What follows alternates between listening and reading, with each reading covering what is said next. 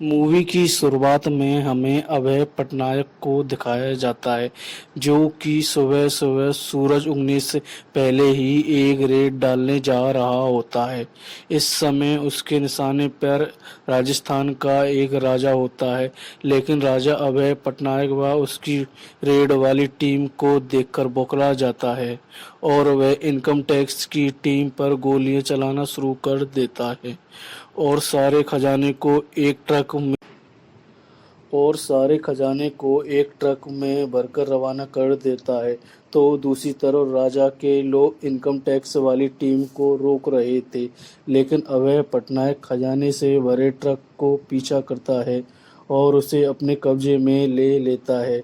लेकिन मूवी में कुछ ऐसा होता है कि हमको जिसकी उम्मीद नहीं थी और अभय पटनायक मामले को रफा दफा करने के लिए राजा साहब से 2 करोड़ की रिश्वत मांगते हैं। लेकिन यह बात जब इनकम टैक्स के अफसरों को पता चलती है तो वह उसको अभय पटनायक का ट्रांसफर भुज कर देते हैं।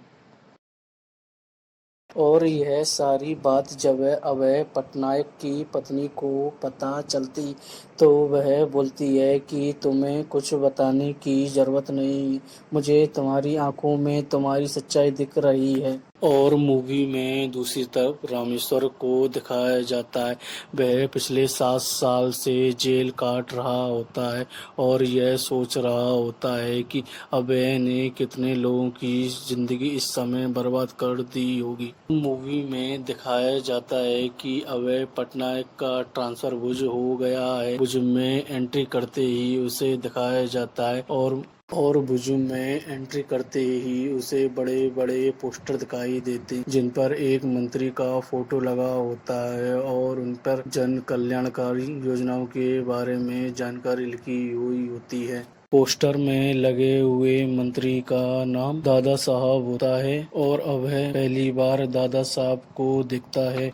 और मूवी में दिखाया जाता है कि जब दादा साहब के पास कुछ नहीं होता है तो जनता की वह सेवा करता है, जिससे खुश होकर जनता उसे चुनाव में जिता देती है और वह मंत्री बन जाता है। जब दादा साहब मंत्री बन जाता है तो वह एक फाउंडेशन की स्थापना करता है जिसका नाम अपनी माँ के ऊपर रखता है और वह उसी के द्वारा लोगों को नौकरी दिया करता था। इससे पता चलता है कि दादा साहब अपनी माँ से बहुत ही प्यार करता है।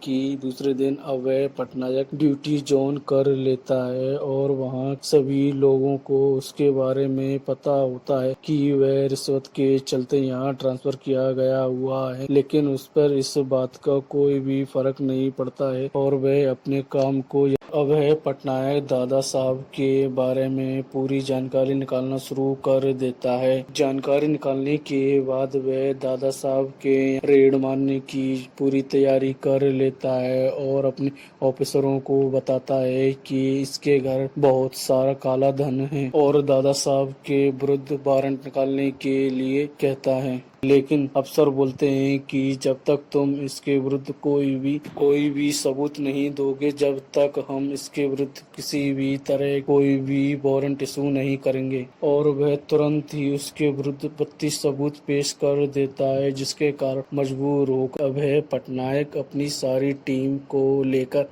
दादा साहब के घर पहुंच गया है। लेकिन दादा साहब सारी टीम को देखकर हैरान नहीं होते हैं। दादा साहब टीम को देखकर हैरान नहीं होते क्योंकि वह जानते हैं कि उनके घर पर कुछ नहीं मिलेगा और उनकी माँ भी बोलती है कि मेरा लल्ला किसी भी कोई भी गलत कार्य नहीं करता है। अभय पटनायक दादा साहब का घर चेक करना शुरू कर देता है, लेकिन उसके घर पर उसे किसी भी प्रकार का कोई भी गैर कानूनी दस्तावेज या काला धन नहीं मिलता है। तभी हमें मूवी के अंदर दिखाया जाता है कि दादा साहब के घर बाहर बहुत सारे लोग इकट्ठा हो गए हैं और वह आयकर विभाग के विरुद्ध नारेबाजी शुरू कर देते हैं।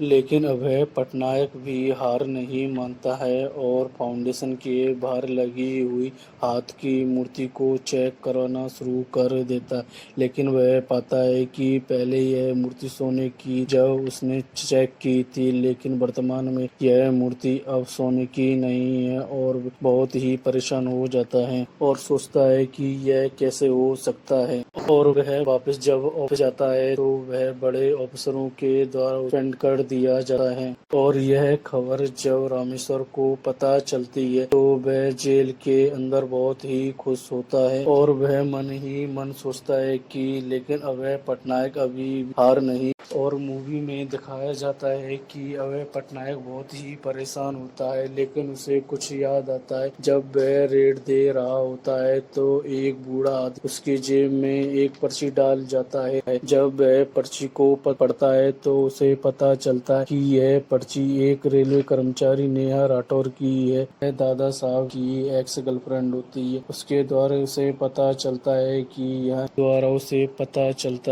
कि दादा साहब बहुत सारी लड़कियों के साथ दुष्कर्म कर चुका है और उन्हें डरा धमकाकर उनकी सारी संपत्ति अपने नाम कर ली है। और दादा साहब के बारे में यह सारी जानकारी मिलने के बाद वह एक वकील हायर करता है। और दादा साहब को जब इस बात का पता चलता है तो वह बहुत ही हैरान होता है और सोचता है कि यह बात उसे बहुत ही दिक्कत देने वाली है। लेकिन हमें मूवी में अगले दिन दिखाया जाता है आयकर विभाग ने एक दूसरा अधिकारी को नियुक्त किया जो कि बहुत ही बेईमान होता है। उसका नाम लल्लन होता है और वह दादा साहब के घर जाता है और दादा साहब से बोलता है कि आप मुझे पहले ही बता देना कि आपकी संपत्ति कहाँ है और मुझे कहाँ रेड मारनी है और कहाँ नहीं। यह सब सुनकर राजा साहब बहुत ही खुश होते हैं। अगले दिन हमें मूवी में दिखाया जाता है कि लल्लन आयकर विभाग की टीम को लेकर एक विक्रम नाम के व्यक्ति के घर जाता है और वहां रेड मारना शुरू कर देता है और उसे वहां 20 करोड़ रुपए के नगद काला धन मिलता है, जिससे हमें पता चलता है कि यह धन विक्रम का नहीं होता, यह धन सब दादा साहब का होता है। लेकिन यह बात लल्लन को नहीं पता होती है कि यह सारा धन विक्रम का नहीं बल्कि दादा साहब का होता है। और हमें मूवी में पता चलता है कि इसी तरह बहुत सारा धन दादा साहब बहुत सारे लोगों पर वितरित है और वह उनको अपने पास रखते हैं। और हमें मूवी में दिखाया जाता है कि अभय पटनायक उच्च अधिकारियों के पास जाता है और वह दादा साहब के विरुद्ध उनके सबूत दिखाता है। और अभय पटनायक अपने उच्च अधिकारियों से दोबारा रेड मारने की अनुमति मांगता है, लेकिन उच्च अधिकारी उससे बोलते हैं कि अगर तुम 500 करोड़ से नीचे कोई भी धन लाए तो हम तुम्हें सस्पेंड कर देंगे। तो हमें दूसरी तरफ रामेश्वर को दिखाया जाता है और वह एक न्यू नाम की होटल में होता है। उसे पता होता है कि यह होटल दादा साहब की है और वह बोलता है कि आज अभय पटनायक इसी होटल के अंदर रेड मारने वाला है। लेकिन उसका साथी पूछता है कि तुम्हें इसके बारे में कैसे पता। वह बोलता है कि यह मेरा एक्सपीरियंस है। तभी हमें दिखाया जाता है कि अभय पटनायक अपनी सारी टीम को लेकर न्यू होटल में आ जाता है और वहां रेड मारना शुरू कर देता है। लेकिन इस बात का पता दादा साहब को नहीं होता है क्योंकि वह इस समय दिल्ली में होता है और एक रैली कर रहा होता है। जब वह उस बात का पता चलता है वह तुरंत ही दिल्ली से रवाना होता है भुज के लिए। तब दादा साहब को इसके बारे में पता चलता है तो वे तुरंत दिल्ली से भुज के लिए रवाना होते हैं। और अभय पटनायक को होटल के अंदर बहुत सारा काला धन मिलता है। तभी उसी में से एक ऑफिसर बोलता है कि हमें कभी कभी अफसोस होता है कि हम रिश्वत क्यों नहीं लेते। तभी मूवी में दिखाया जाता है कि दादा साहब भुज आ गए और बहुत सारे लोगों को लेकर न्यू होटल की तरफ रवाना हो जाते हैं। वह होटल पहुंचते ही होटल के अंदर घुसने की कोशिश करते हैं, लेकिन पुलिस वाले उन्हें रोकने की कोशिश करते हैं। लेकिन पुलिस वालों को भी पता होता है कि वह उन्हें नहीं रोक पाएंगे। और अभय पटनायक इन सभी को देखकर उसके दिमाग में एक आइडिया आता है और वह होटल की एक खिड़की को तोड़कर उसमें से बहुत सारे पैसे हवा में उड़ा देता है, जिसको पैसों को देखकर तभी सारे लोग इन सभी पैसों को लूटना शुरू कर देते हैं और इसी बात का फ़ायदा उठाकर वह वहाँ से अपनी सारी टीम को लेकर और पैसों को लेकर वहाँ से निकल जाता है और दूसरी जगह चला जाता है जहाँ उसे सोने वाले हाथ भी मिल जाते हैं। तभी वह वहाँ से निकलने वाला होता है कि वह देखता है कि दादा साहब बहुत सारे लोगों लेकर वहाँ आ जाता है और उसे घेर लेता है। तभी वह उन्हें मारने वाले होते हैं कि और दादा साहब की माँ उन सभी व्यक्तियों को रोक लेती और दादा साहब की माँ के साथ नेहा और बहुत सारी लड़कियां होती हैं और वह सभी लड़कियां अपनी आप बीती सभी के सामने बताती हैं तो सभी लोग बहुत ही गुस्से में आ जाते हैं और वह दादा साहब को मारने वाले होते हैं। तभी दादा साहब की माँ वहाँ पहुँचती है और वह दादा साहब को एक जोरदार से थप्पड़ मारती है और यह सब होने के बाद दादा साहब अपने आप को गोली मारने वाला होता है। तभी अभय